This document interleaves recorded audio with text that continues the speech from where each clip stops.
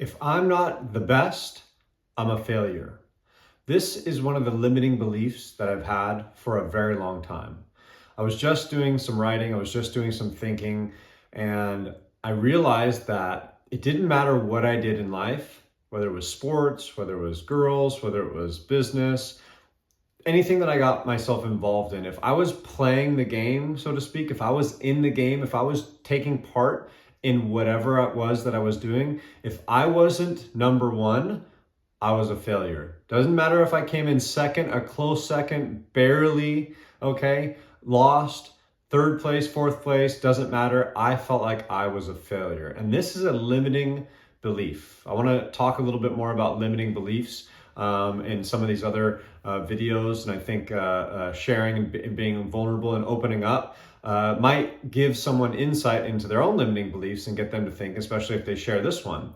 And I was just thinking about how insane it is. And it's just a belief that I had. I don't know where it came from, but it's just something that I kept around where, again, I could play very, very, very well. I could compete. I was an athlete. I played basketball, but I compete in lots of different things, video games and pool and ping pong. It doesn't matter what it is that I'm doing. Even if I have zero practice with this skill, right? Let's just say, I'm new to it. If I don't do something well, because I'm always good at what I do, and that's again what translates into other things, not just sports. If I'm not good at it, if I'm not the best at it, I feel like a failure. And I've even taken it to the extreme where I've won like an event, let's just say, but I didn't feel like I performed up to my level of skill level or my ability, and I felt like a failure, even if I won. Think about that. You're a failure. You felt like you came in last place, even though you came in first place.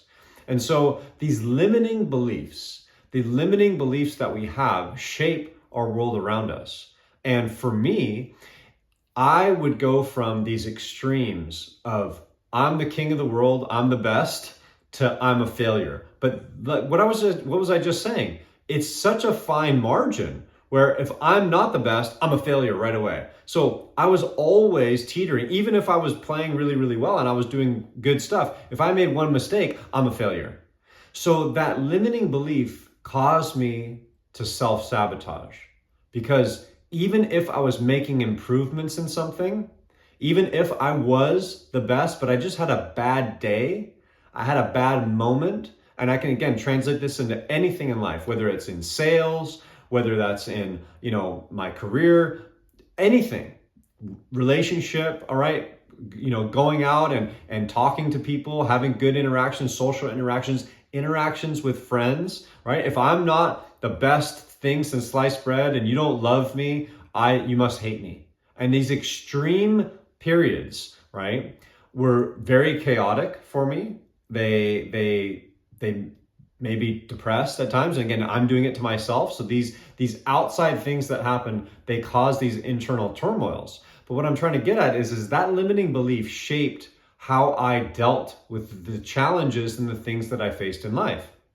And I went from king to peasant really fast because of that belief. And I've been examining myself and looking at that. And through that, I've been starting to find being okay with, number one, failing itself, but also being okay at not having the right thing to say, not winning the game, not having to be number one at all times. And it takes work, it takes effort, because again, I am good at everything I do. Anything that I put myself into, I'm good at. And my expectations are to be the best. And I aim for the best. And I think everyone does. I don't think anybody goes into going, I want to be last place. No one. I want to be first place. Sorry. I'll always want to be first place.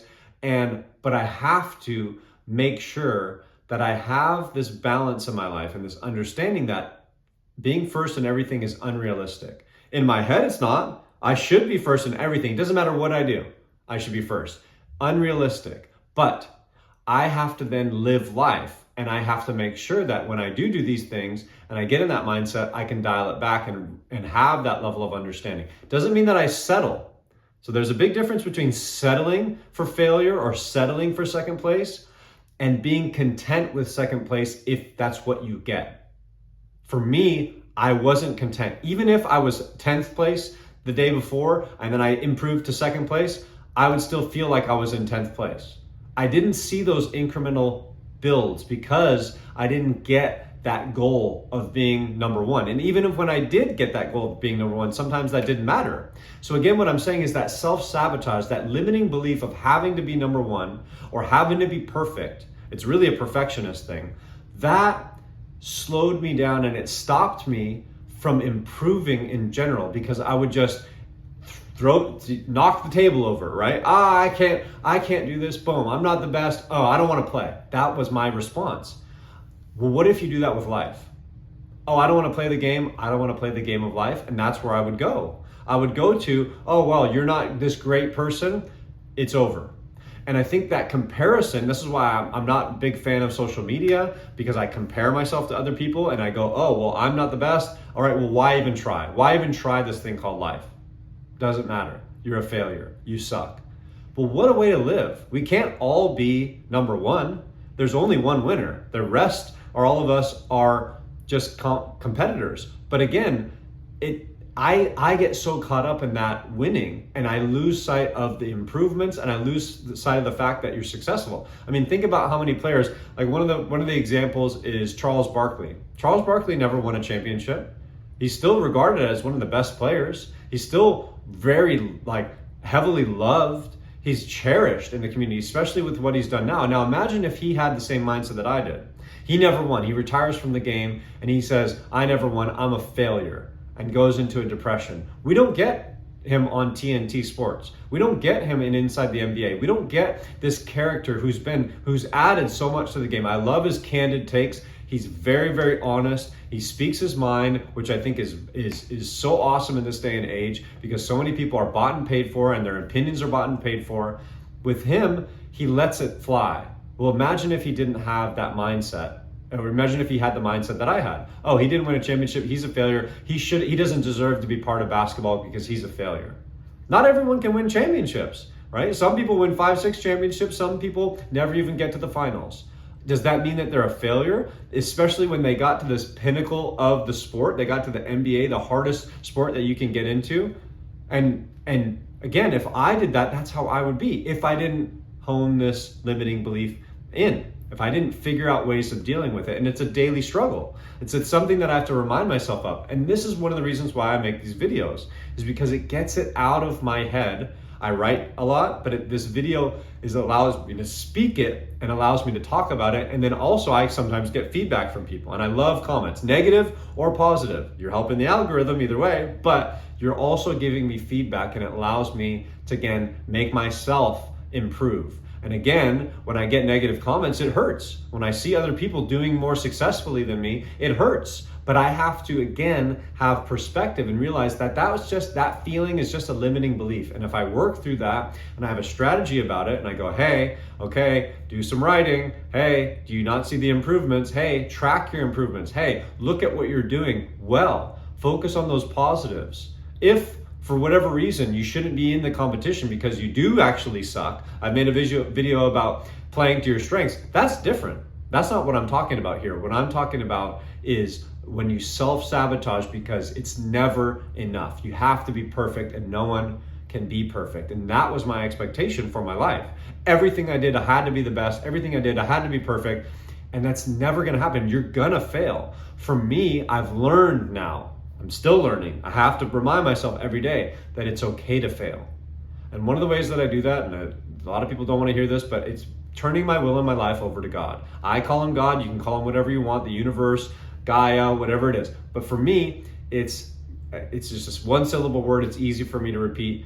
I give my will and my life over to God, and it allows me to take the pressure off. What do you want me to do? Oh, God, you wanted me to get in second place? I always thought it was weird when people said, oh, I thank God for my results. Well, didn't you work hard and didn't you get first place by your efforts? Well, sometimes you work hard, you do everything of your capability, and you still don't get there.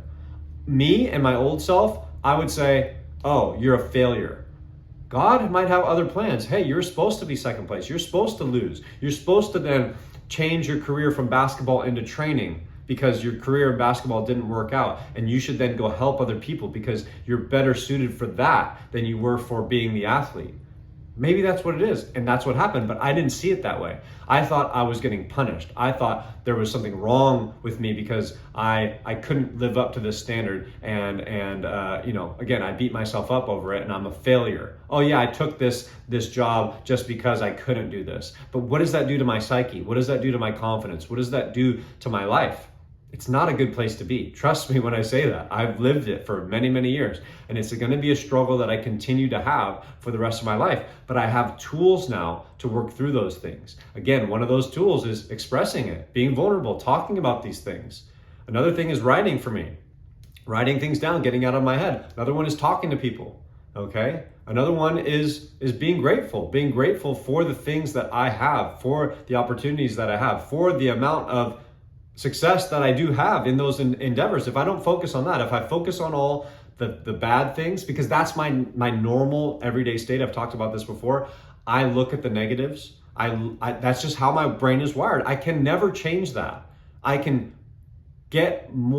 practice looking at better things, but the way that I'm wired is the way that I'm wired. Just like some people are 6 foot tall, some people are 7 foot tall, some people are 5 foot tall. I'm built in a certain way. Now, because I can't change that, it doesn't mean that I can't improve these other aspects, and I can't, especially now that we have all this technology, I can't write down a reminder in my notebook every single day to be grateful of the things or to look at the successes. Hey, name me 3 successes that you had today. Instead of me at the end of the day, name the 100 failures. I can do that every single day, and I can do that automatically. I don't need to write any of those things down, but I need to practice the gratitude and the looking at the positives. And now that I realized that that was a limiting belief and that wasn't real, that was just something that I made up on my head, it makes it easier for me to do those things and to practice it. Again, something that I still continue to practice on. No matter how good I get at it, I'm always going to need improvement in that because that's just how I'm wired. Some people, they're not wired that way, but they have other issues that they have to deal with. For me, it's that perfectionism thing. I'm never good enough. I have to be number one. That's a limiting belief. I know that that's a belief. I've identified it, and now I can work through it. So that's all we got for today. Hope you got something out of that. And until next time, I'll see you then.